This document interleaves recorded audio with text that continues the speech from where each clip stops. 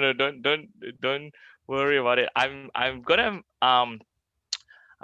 share my screen, and I'm just gonna, let me see, focus on the key things. I think let me just get this going first. All right. So I won't unfortunately be able to go through all the slides anyway. Um, but it's okay, right? Like you can actually get these B5 slides online in your back office. So I'll just hit sort of the main points. And thank you, Lily. That was like, you got the right person doing retailing. Every time I hear Lily, I get like one extra tip, a bit extra here and there. Um, oops, sorry. What's this? And yeah, I learned so much myself, just like he was saying. I'm also teaching myself here, I think, when I do this. And then some of the things I skip, maybe it's because I'm not doing. So please forgive me.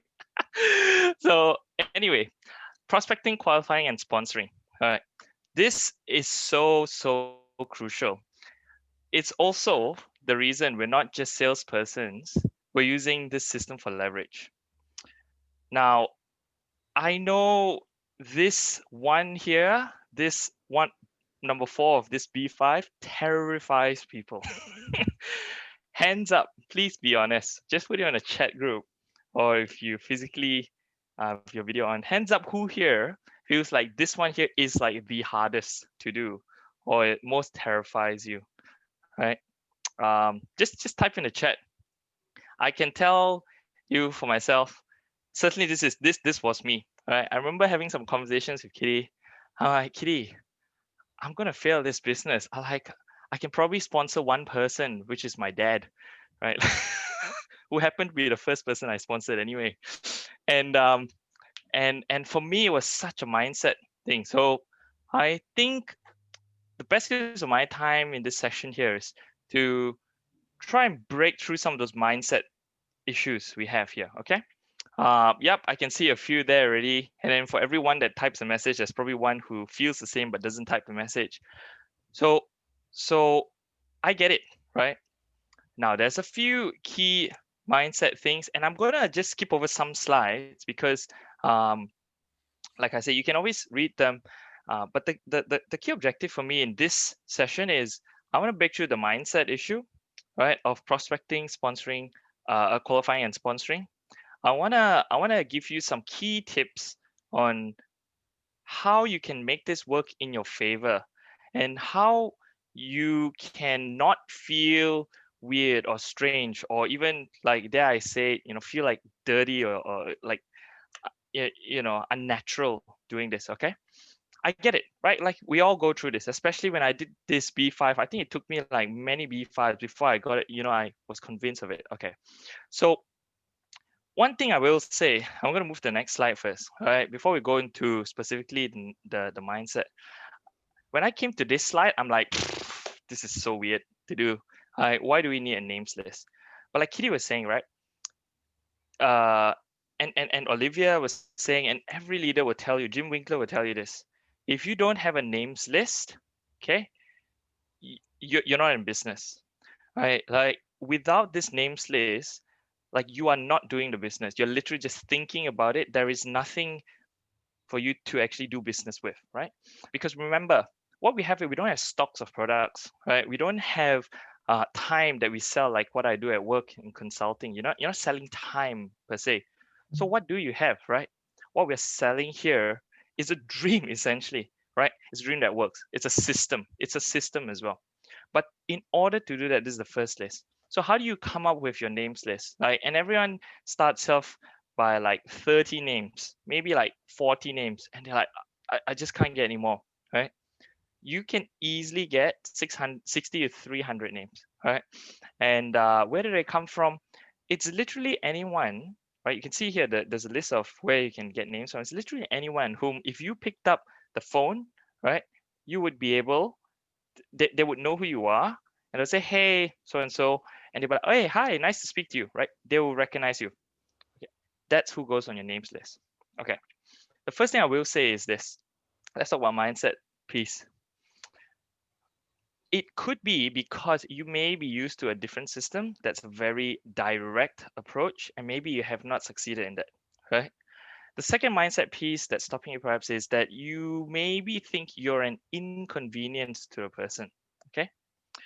Now, I want to address those two first, right? It's important before we even move on because the first one, the direct approach, yes, I will talk about that in these next few slides. It's honestly one I don't use more than say 5% of the time. Certainly when you're starting off with your warms names list, and warms names list is just a list of people, like I said, who you can speak to on the phone and they know who you are, right? When you're with the warms names list, you don't actually have to use the direct approach, I believe. I've used the direct approach with some people whom I may not know that well, right? On the street, those kind of situations, right? But most of the time it's the evaluation approach. So I just want to bust that right there, right? You're not gonna say to people, you're great for the business. Okay. The second mindset piece is you're gonna be an inconvenience to them. I really, really want to bust this one here because when we talk about the evaluation approach, right? We are literally, with full integrity, asking people to evaluate so that they can lead us to the right people. If they don't want to do it, you have not inconvenienced them at all. You've asked a question, they've said no, fine. But if they are going to do it, most people, if they know you, will want to help a friend. And that's our approach. Okay. So I just want to keep those two sort of mindset pieces first. Okay. Now, this B4 is called prospecting, qualifying, and sponsoring. Okay. The worst thing you can do is qualify your list before you put it on your list. I know it's a very strange thing to say, but that's what we all do. That's why you end up with 30 names because you are prejudging, you're pre-qualifying your list before you stick it on your list. Yeah. And even me saying it sounds strange, but don't do that, please. Don't prejudge. Why? Because we're not talking about people who you think are right for the business.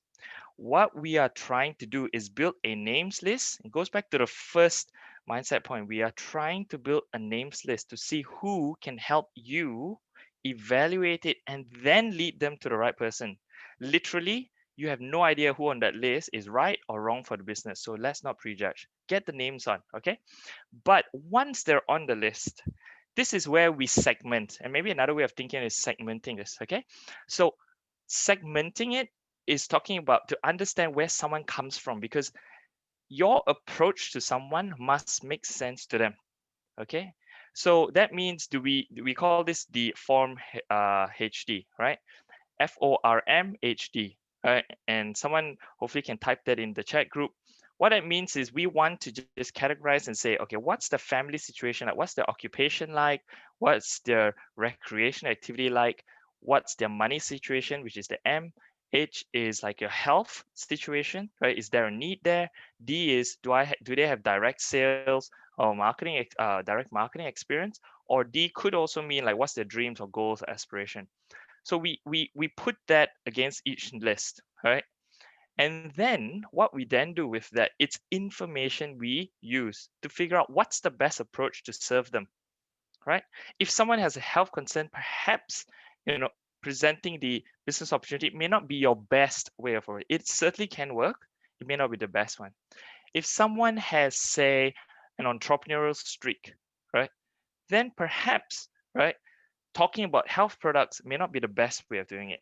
What we're trying to do is, you always want to do is a marketing and sales principle. You always want to enter into the conversation that your prospect has in their mind. This is so crucial, right? Because unless you do that, you're introducing new conversation and ideas. It gets confusing. So once you've done your names list, once you get through the form HD, you segment your list. Then what we want to do, right? This is how we start. You're going to start making calls anyway, right? You might as well hit your best. You might as well start with like your best, you know, possibilities, let's just say. All right. You prioritize the list. Perhaps how we do it is you look at Form HD and you say which one has the most letters against a name. And then from that, you just populate your top 10 list. Okay. The thing is, right, we talk about 312. Justin did a really brilliant way of saying, your daily habits lead to your weekly, lead to your monthly, etc., etc. Everything needs to come down to a daily list, a daily action. It has to. Like if we cannot translate our goals into a daily list and daily action list, sorry, it's very, very difficult to build momentum. Right? Think of the last time you set your goals, right? So we set quarterly goals, and we all this, especially those who are in 90-day fast track. You've got like, I want to have 4 new business partners by the end of December, right? Here's one way you can absolutely fail, all right? When people tell you how to succeed, I'll tell you how you can fail. Try to make 15 calls in one day. Just do it. Like you won't get past your second. You'll feel so demotivated. You probably won't do anything for 2 weeks. It's just not how it works, right? You're better off maybe one message a day, maybe like one short, simple sentence in a text in a WhatsApp one day, but do it every day, right? Build it up rather than try to, kind of lie to yourself to do, I'm going to do everything in one hit in one day and get all the calls booked in. It's not going to happen, right? So to build the names list, look, there's so many ways to do it. When we do it with our team, what we're trying to implement now is an appointment where we sit down with them 30 minutes and we just jog memory. And this one can be a bit uncomfortable because most of the time when we do homework getting into this appointment, it's like 10, 15 on the list, right? But by the end of it, we should grow this list to at least 100, 150, if not 200. Okay. And the way you do it is you literally, first best step, go through your phone, go A to Z, right? Just write it all down, right? Right. Just start there. Just start there. Just get into this habit, right? Uh, what's next? Just start prompting. Use context. Okay, what about a church circle? Right? Who else? Who else? Who else? Who else? Right? What about a work circle? Who else? Who does this person know? Who does this person know that this person knows? Who does this person know? So it's this link, right? You just try to put names on, like I said, no prejudging. What about then moving back 5 years? Oh, I was probably in Malaysia back then. Oh, I was doing work with this organization. Oh, I'm still keeping in touch with them. Like, who is this, right? So, so that's the key thing. All right. Just use context, use your phone list, and then we'll talk about social media as well. Now, this thing here, 312, right? Like what Kitty was typing in the chat group. 312 means this. This is where we want to get up to daily. It may not be where we start. Okay. 312 simply means 3 contacts, 1 appointment book, 2 names daily. When I first saw this, coming from a sales background, and I understand not everyone here has like sales background and all that, 312 is genius, absolutely genius, right? Why? Because the 3 contacts, this is called setting up your funnel. Many people say, I can't just call this person, right? Because it is so cold. Like I haven't spoken to this person in 6 months. If I call now, it'll sound weird. And I say, absolutely, you're right. That's why there's a 312. Because the person you call today, you may have started and initiated contact 3 months ago. But if you didn't do that first step, that contact today, 3 months from now, you have no one to call.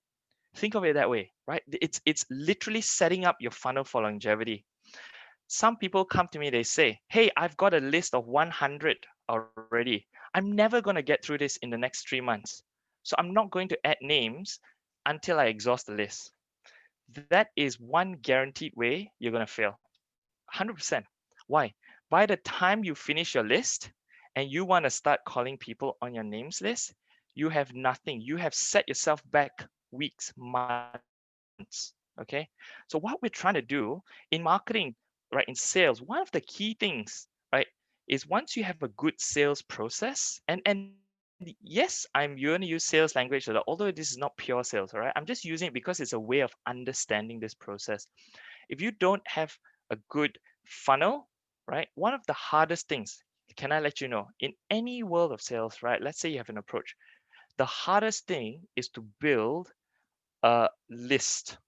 it is absolutely like to get prospects, it is the hardest thing. So unless you're doing it today, you're not going to have someone 1 month, 2 months, 3 months, and we're talking 2 to 3 year plan, right? 3 years from now, it's just not going to happen.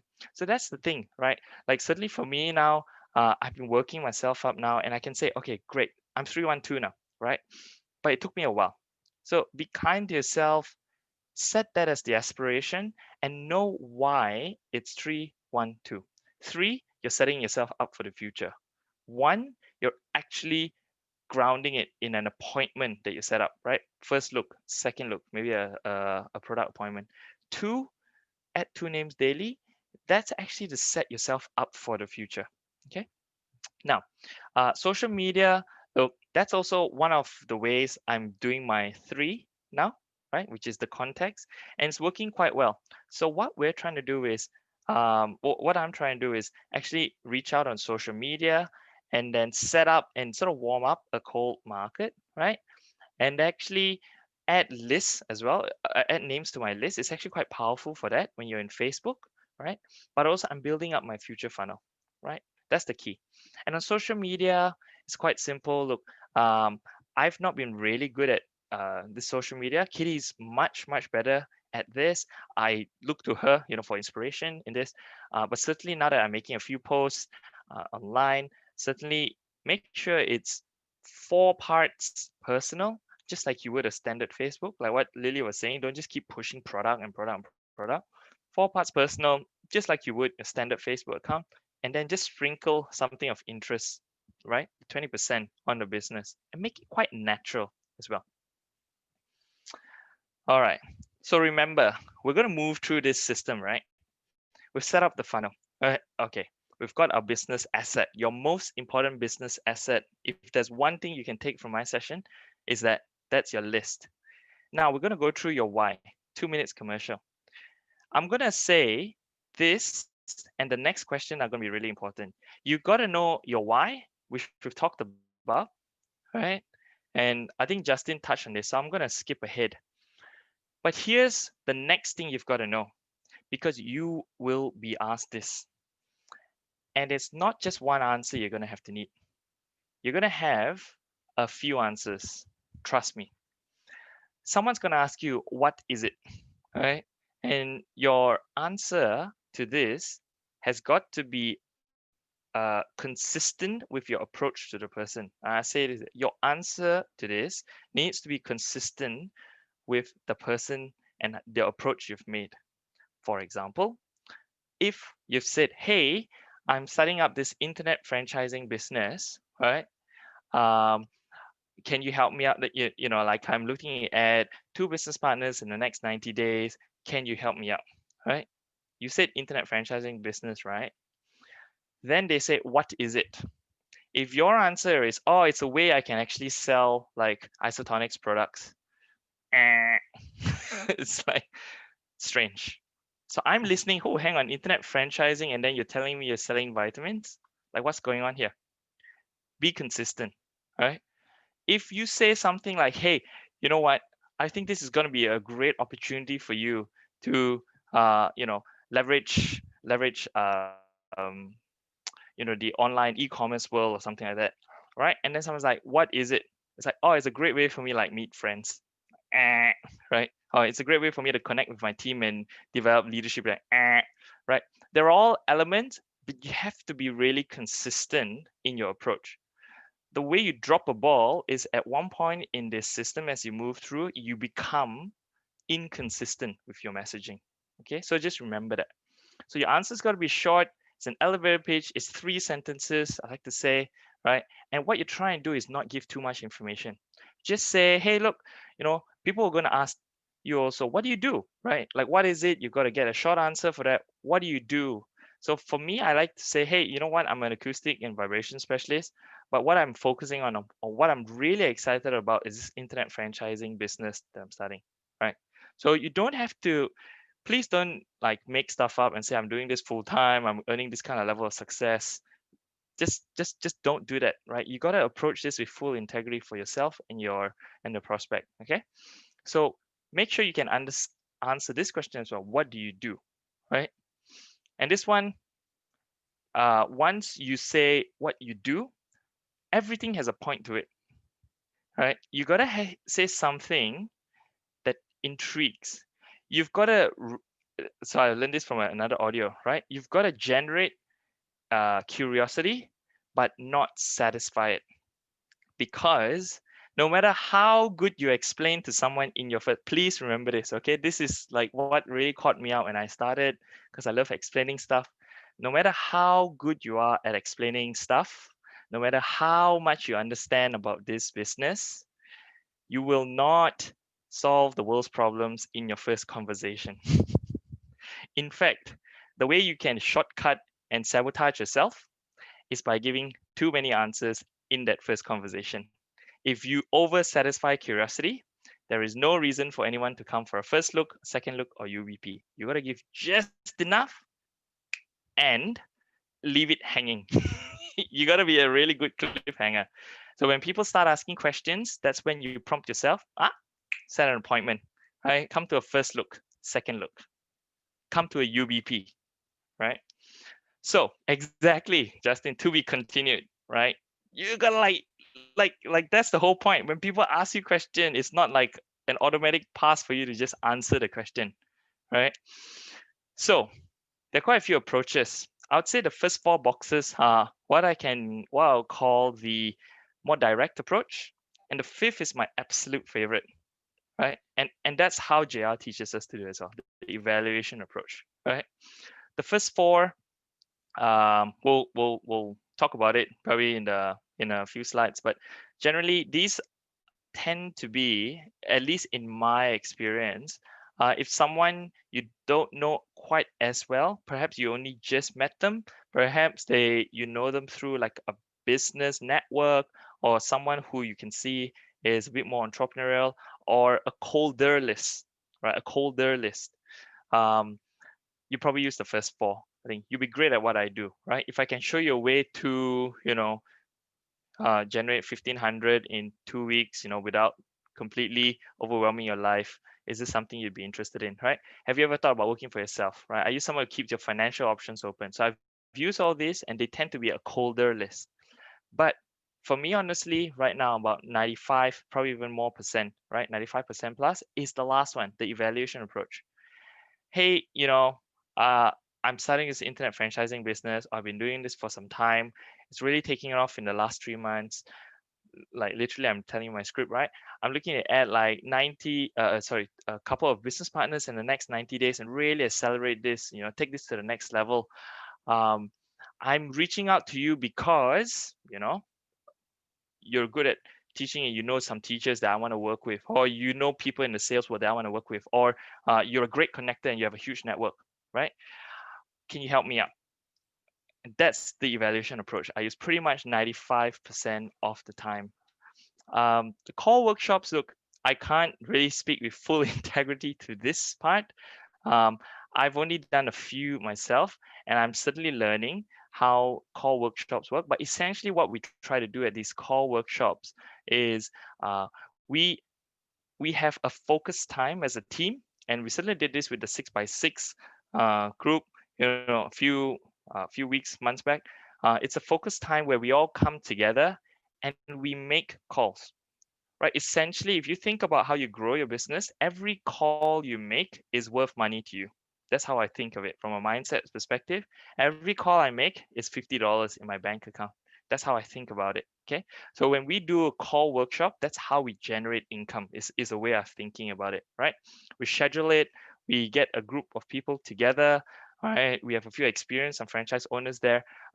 It's a way we can actually generate momentum together. It's a way we can actually see each other doing calls together, right? It's a way we can improve, critique our own selves, learn from each other. Okay, so um, one thing, this is certainly something I'm gonna be looking to do. I know there's a 6x6 group, Barry Gollum's group, who in the US, who does these quite consistently. So I'm jumping in. I'm going to be jumping in these to actually learn first to see how they're done well. But essentially, I know the principles we see here, right? These call workshops happen routinely, pretty much same night each week. It's 2 or more people, so you can do it as a group. And typically it's done over Zoom, right? Where you can actually all Zoom in together, perhaps mute your microphone. Everyone makes calls for the next 15 minutes, come back and evaluate, right? So I might skip through this one here, right? Um, and this as well, because this is in the context of a call workshop. And just know that, certainly with people in our team and certainly people in other teams, this is something that I'm sure your senior leaders will be looking to do in the near future as well, right? And so there will be clear instructions. And this is actually a really, really good way of overcoming the fear of picking up the phone and making the phone calls. Okay. All right. So we're going to talk about those 2 approaches I talked about, right? Direct and the evaluation. Okay. So I'll start with the direct. Like I said, I do this list of the evaluation, right? And maybe different people are at different stages of the business, but for me, the direct, I only do it like 5%. Um, the reason you call it a direct is because when you make the approach to someone, it's directly targeted to that person you're talking to. Okay, you're saying this person is good. I only have a minute. That's key, right? It's going to be a short call. Then the reason I'm calling is, right, and this is where direct approach kicks in. You say, because, hey, look, um, you're good at business and I will, I think we can work together quite well in this business. Or, I think there's a way you can improve your cash flow or your revenue, right? That's direct approach. You're talking to that person and the business is for that person you're talking to. That's direct. Edify them, just like Lily was saying. Hey, you're really good at business. Da da da. You're someone I love talking to. That's edification. I want to get together for coffee. 4, also quite important. You may or may not be interested, and I said the reason it's important is you take it away from them, right? So that they don't feel pressured to say yes. You still say, "Can you help me out?" Right? And then number 6 here, you want to set a date. Normally we give them 2 dates. Hey, 14th or 16th, which one works for you, right? But the one I want to focus on is the evaluation approach, right? Because here you say, I only have a minute, right? The reason I'm calling is I have my own business and I'm looking for people who can help me out. I'm looking to see if you can help me out. So it's an evaluation approach because you're calling the person, but the person's role in this call is to help you out. And it's a very psychologically it's very, very different, right? When they hear, oh, can I help you out? I was like, of course. When's the last time you called up your friend and you said, can you help me out? And they're like, nah, sorry. Like, why would I help you out? Like literally, when's the last time that happened to you? Never. Maybe they might say that after you explain what the help is, but at that point, they'll be like, of course I can help you out. Tell me, man. Tell me what is it? Yeah, tell me, of course. And that's when you introduce the script. Look, it's not foolproof, right? Like, of course, people will be like, yeah, sure, I'll help you out. Then you get an email like 2 days later and say, oh, you know what? I've checked it out. It may not be for me. At that point, you'll be glad you used the evaluation approach. Why? Because you are consistent in your messaging. Remember consistency, right? Oops. It'll be like, hey, I asked you to help me out. It's okay. It's not for you, right? It's like, oh yeah, of course, right? The trick is this. The key is this. They help you out. If they happen to be the right person by showing up to the call, bingo, fantastic. If they don't happen to be the right person, bingo, they could lead you to someone else. Heads you win, tails you win, right? Direct, for me, certainly in my experience, I got a lower chance of getting to my first look. And remember, whenever we approach someone, the key objective, please remember this. When I call someone, evaluation or direct, I have one goal, get them to a first look. That is literally your goal. My goal is not to sign them up as a business partner. My goal is not to, my goal is not to like sell them a product on that call. My goal is one thing. I want to get them to a first look to check out that first presentation. After that, we take it many ways, but that is your only goal, right? So look, there's some frequently asked questions here. Like I would just probably move on, except maybe I'll focus on the third one. What if someone keeps asking you questions? Really, really important. Don't try to answer everything. Book an appointment, get someone else in, a senior business partner. There's magic in a 2-on-1. There's magic in you not just meeting one-on-one with the person, but bringing someone else in, because you can bounce ideas, you can edify each other, right? You can offer different perspectives. It's really, really powerful. I used to be really uncomfortable with this. Right now, whenever I have an appointment, I always get someone in, right? I always get like Kitty in, or Lily, or I'll get like, even a new business partner who's been with me for like a couple months. Like, it doesn't matter. Just get someone in. And the key is, if you can mirror their experience, your success rate of taking them to the next appointment is much higher, right?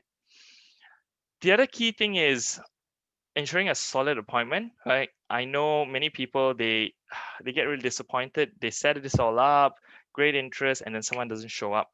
There's one question. This is called the truth serum. Well, for appointment booking, you say, hey, you booked the appointment, and then you're like, okay, just confirming it's 5 o'clock Tuesday. Yeah, cool. I'll send you the link. Yeah. And then you ask this question: hey, I just wanted to find out, is there anything between now and then that will prevent you from keeping an appointment, right? Because I know we're both really busy, and I don't want to waste your time, and hopefully, you know, you'll make it worth my while as well if you're coming. Like, is there anything that might prevent you? You want to get a commitment to that question. If you get a commitment to that question, the chances of that person falling off is much lower. Might still happen, but much lower. Okay, so remember that one question. All right, let me speed up a little bit. I want to get to the objections. So there's a few ways we can show the plan. Many of us in this team were familiar with the first look, which is the essentially HBP, right? There are unfranchised business presentations, which are the corporate run full plan. You can use a business plan video. When you're able to meet, certainly sit next to the person, just play that 22-minute video, pause, get comments and feedbacks from the person, hit play, just continue. So you don't actually have to be an expert, right? Or you can use flip charts. That's how I started. I quite enjoyed the flip charts actually, because you can get through them fairly quickly. You don't get distracted on a laptop. All right. So these are just some setups before a show plan, right? I wanna focus on one thing here. Like certainly in our team, right? I don't know if the different UFOs here get the same approach. Before we go into a plan, your senior business partner most likely will ask you, hey, give me a Form HD, right? Tell me family, occupation, recreation, money, health, direct sales, marketing, okay? The reason they ask you that, and the reason it's really, really, really important, is because your response will tell them how they present the plan. This is so important. If you are serious of taking this person from first look, second look to Q&A, get the Form HD done, right? Or at least tell them something that's interesting. So when we do first look, second look, like, to be honest, we don't, sometimes I miss a trick on this, right? Like, I forget. But whenever my business partners come back to me and it's like Form HD, boom, boom, boom. This is a teacher. This is a what. If I know it's a teacher, I might get Judy, for example, who's a teacher, who share her story. The more we can mirror, the more information you give us, the more information you give the presenter, the more they can customize their content to your partner. So this is one of the most important thing, the Form HD. Okay. During the plan, uh, these are some key things. And certainly for me, I know I saw like Kitty and Lily do this the first time, and it was fantastic. I didn't quite get why they said certain things, but it makes all the sense, right? First thing, they need to know that they're in a team environment. They're not doing this, by themselves, right? You're in business for yourself, but not by yourself. Kitty always says that, right?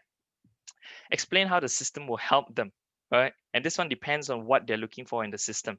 This one depends on their Form HD, the information you give your business partner. Let them know they will be skeptical. Because they will be. Every single person coming to your first look will be skeptical. You might as well enter the conversation already happening in their mind. Remember that line, right? Be prepared to ask them if they're interested. Why? If you don't ask, you are gonna guess. And this is when some people they just explain the whole system. They explain like the whole encyclopedia. Why? Because you have no information. You haven't asked the question. You have no idea whether they're interested or not, right? And we'll tell you if they say they're not interested, there's certain things you can do. But the worst thing is you waste time and they're actually not interested, and then you waste 15 minutes, and you've wasted 15 minutes of your time. So ask the question: are you interested? Will you be showing up? In the next second look, right? And then the key thing is Form HD tells them what they need, tells them what they want, tells us what they want. Then we can focus on those needs, right? No decision close, same thing, right? These things I've learned from Lily, Kitty as well, right? Don't worry about understanding everything because they will feel overwhelmed. So enter into the conversation in their head. You chose the 2 to 3 year plan. Great. You're encouraging them. You're like, well done. You chose the 2 to 3 year plan, right? Not everyone does that. There's no big decision, right? Because they're gonna freak out. They're holding on to their credit card, they're locking it up in their safe as they're listening to the presentation. You're like, there's no decision. Just relax, calm down. If you don't do anything, everything remains the same, right? This is true, right? You gotta expose the pain, right? Every decision is made when the pain is exposed and amplified enough, and the counter solution will soothe that pain, expose the pain, right? Don't do anything, everything will remain the same. The way I say it sometimes is, I'm like, hey, just imagine yourself 3 years in the future, right? I said, oh, actually, no, you don't even have to do that. Just go back 3 years, right? If you have the same questions, frustrations, pain today as you did 3 years ago, guess what? 3 years from now, you're going to have the same thing, right? So tell them next steps. Nothing worse than building up hope, talking about pain, making them feel like, oh, what am I going to do now? And then not giving them anything to actually do, right? Here's the other thing. Key tip, figure out what's the best next step. Is it a Q&A? Is it a purchase of a ticket? Is it second look? If you're not clear for your prospect, right? There's a speaker that explained to me, right? If the preacher has missed, if it has missed on the platform, right? There's fog in the audience. What that means is if you are slightly unclear, the prospect will have absolutely no idea what to do, right? You've got to be crystal clear. What is it? Is it a second look, right? Is it a ticket? Is it try a product, right? And then here's the thing, be consistent. You ask them to evaluate, see if they knew someone. Make sure you ask them who came up in your mind when you saw this plan, because that is literally how you ask them to come and see the plan, right? Okay, I'm gonna go a bit faster here. Like I said, these are trial run products, tickets. These are all things that they could do for you.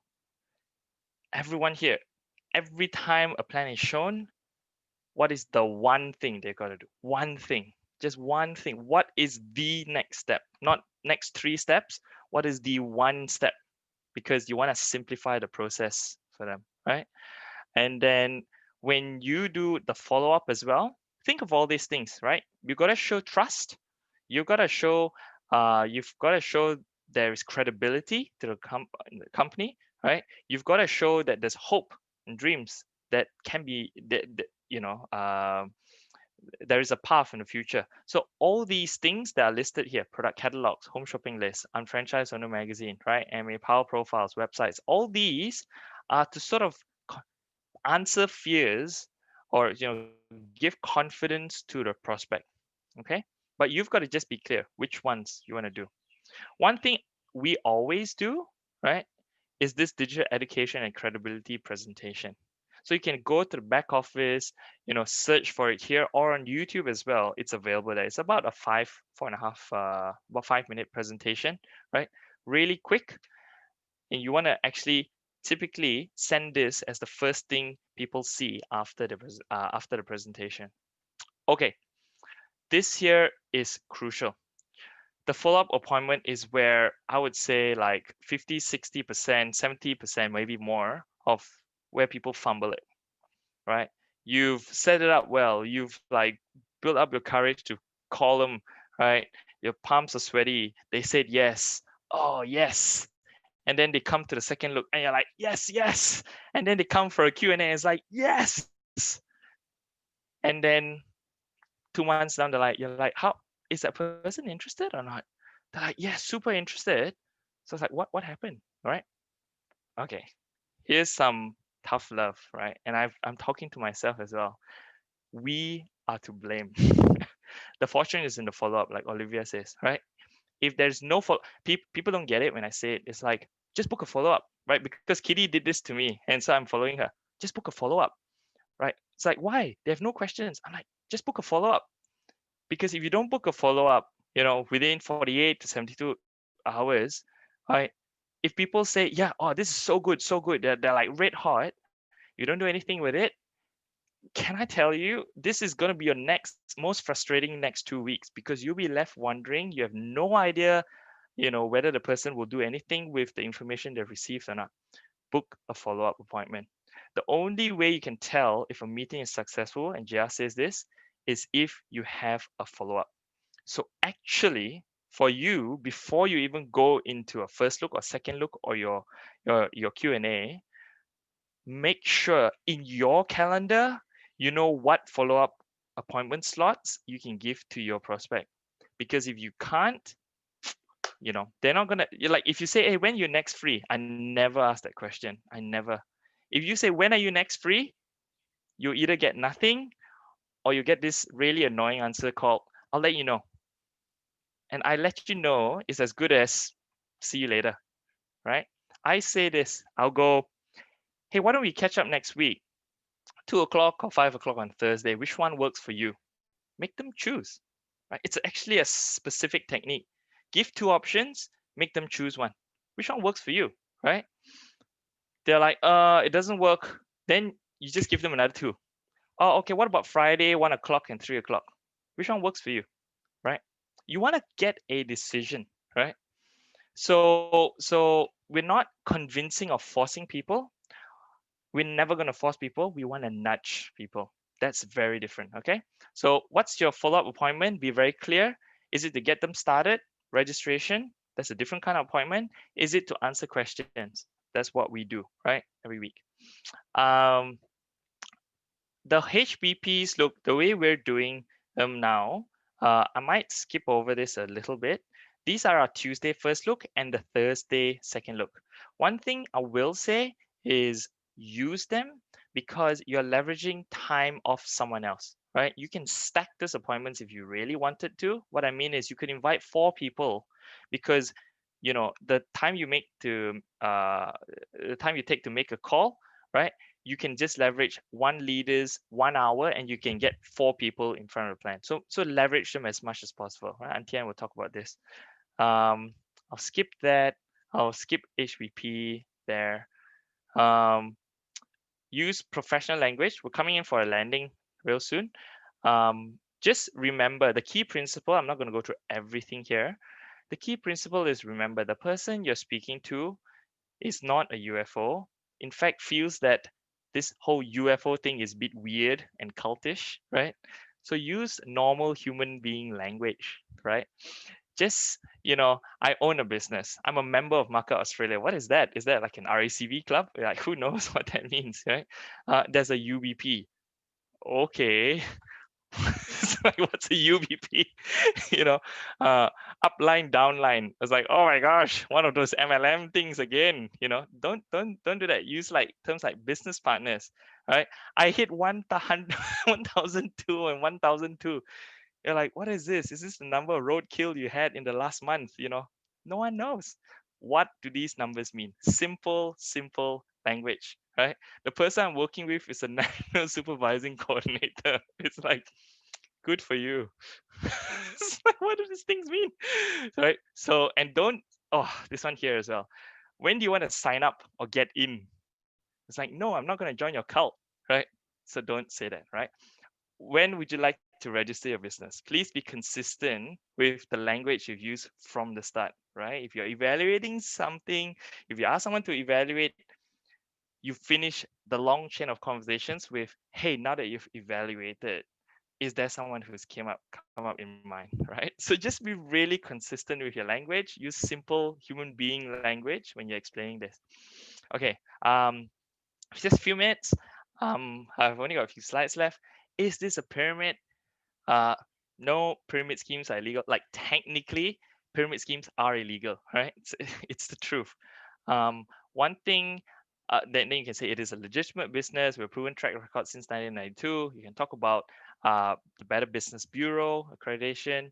You can also, and this is one thing I really like, you talk about, I ask them a question, right? I like to answer a question with a question. So I'm a Christian myself, and actually this is not an original approach. This is an approach taken by Jesus, right?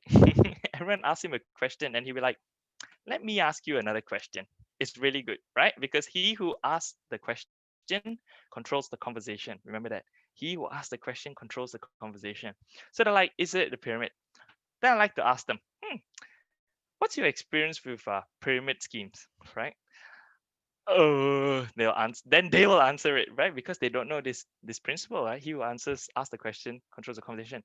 Then they'll be like, but this is this. Then I'll be like, okay, um, I love this question. I'll be like, which organization you know is not a pyramid? And then I'll just pause and then just wait. And like, I haven't got a good answer with that because every organization looks like a pyramid, right? So you ask a question so that it's called a pattern interrupt, right? You actually force the person asking the question because they can go so automatic like that. It's a scam. It's a get rich quick scheme. But when you ask a good, intelligent question, you stop them in their tracks. You force them to think, right?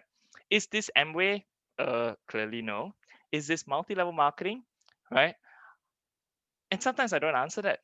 I just go, so what's your experience with multi-level marketing? Yeah, because you need to know.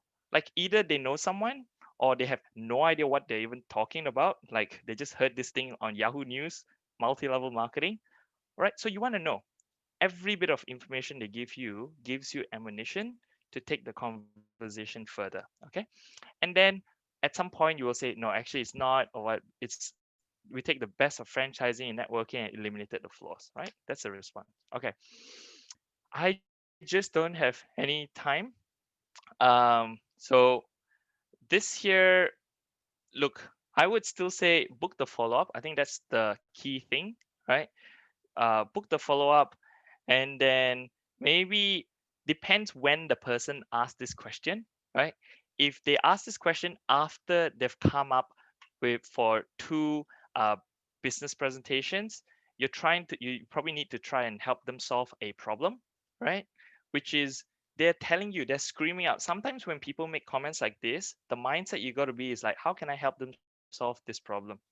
Because they may genuinely not have enough time, whatever. Most of the time, it's a perception. I don't have enough time, right? Look, I'm really busy. Lily's busy. Kitty's busy. Auntie Anne is busy. And maybe Auntie Anne not so busy lah, because you're already so successful, right? But maybe like Justin is busy, right? We're all busy, right? But but we make time, right? So you want to figure out where is this question coming from, and you want to offer solutions. That's the mindset we're going to have. We are solution offers, right? I don't have the money, right? So once again, it could be legitimate. Depends what we're asking for. How do we solve a problem, right?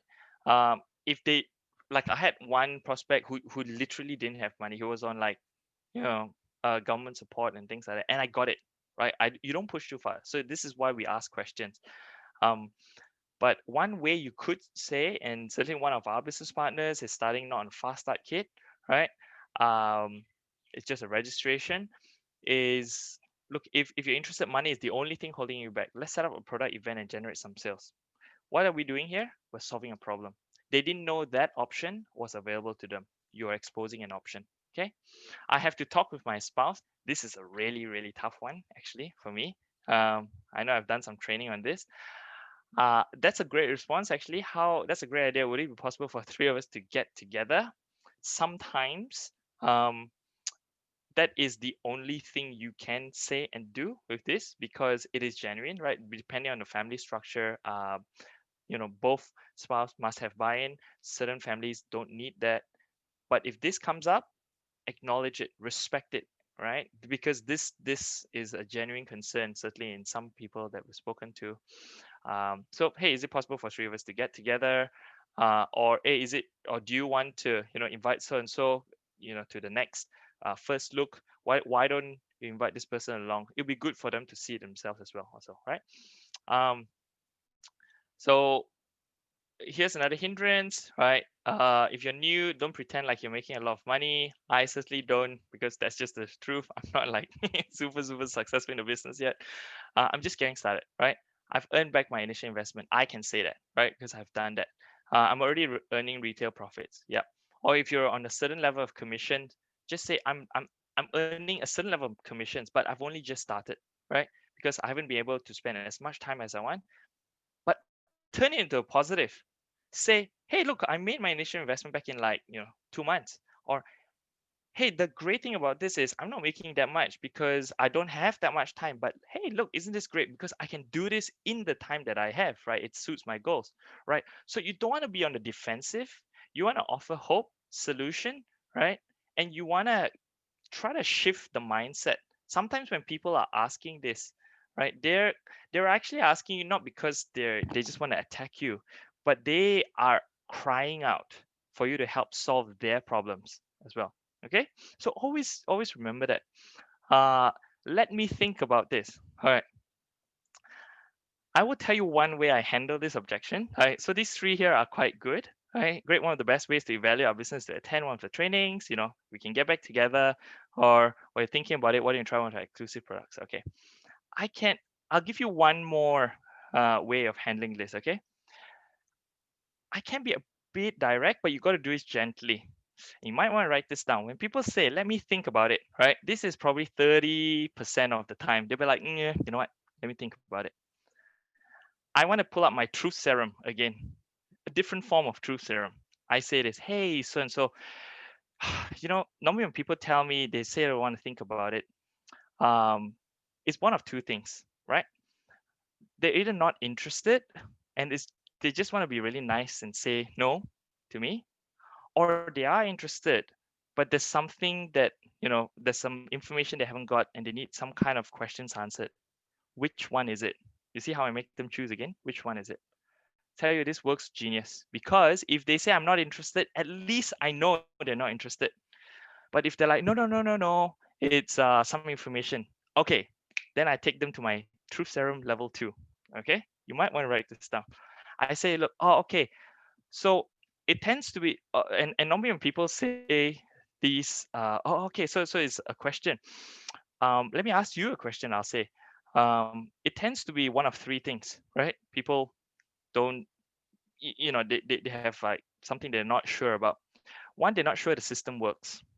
Number two, they're not sure the system will work for them, right? Or number three, it tends to be the price. Of course, there's like okay, this is back Ken speaking. There's like probably 100 other things, right? They could be, but I force them to choose one of these three. The system doesn't work. The system doesn't work for me, or it's a pricing thing. And then I ask the same question: which one is it? Because, and I'm not going to take it any further than that, but let me just say, by the time you get to question number 2, you know exactly how to take that conversation. If you just let it loose and say, let me think about it, most of the time you have no idea, okay, where they're going. Do I have to sell anything? Just be upfront. Yes, this is a business, right? But then flip it into a positive. But you won't be selling this to hundreds of people. That's not how the business works. Base 10, 7 strong, right? And then you can explain that. You can say, oh, but people love our products and find it easy to talk about them. You can say it's conversational selling. You're sharing a story, right? Or you can just say, oh, well, there's cashback that happens on purchases when people shop at their favorite online store. Okay, so next one, I'm not interested before seeing the plan. Okay. Um, Remember how you approach this sets yourself up mentally, right? To like handle your own disappointment. If they're like, if you went with the evaluation approach, right? You say, oh, it's okay. I wasn't sure if you would be, right?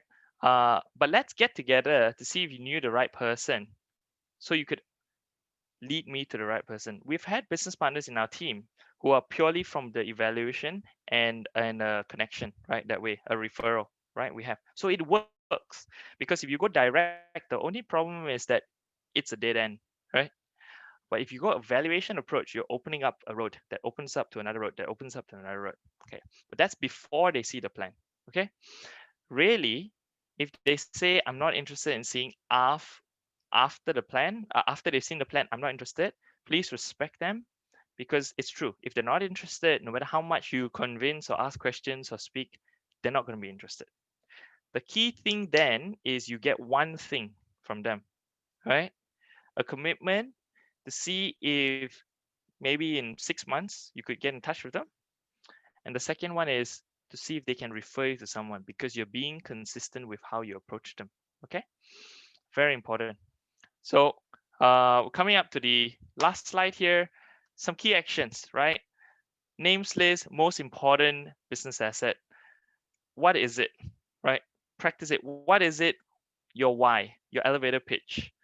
Um, Schedule time, right, to come for these first look, second look if they're available to you, or if you're in a different context, you're a senior business partner, just schedule like 2-on-1 presentations with your prospects, right? A call workshop, maybe this is an action for the leaders here, and then schedule a home business presentation. And I would say one more thing: practice, practice, practice, practice. Practice your scripts, practice your protocol, right? Just imagine, visualize like first look, second look, Q&A, right? Practice asking the questions, practice answering those objections, right? Because if you hesitate, sometimes that can be the difference between a yes or a no. Okay, so anyway, moving on. Thanks for your time. Sorry, Kitty. Hopefully, I think I went over a bit. Oh, I loved it. Thank you so much. Everyone, can you believe this is Ken's very first time facilitating Basic 5? Oh my goodness.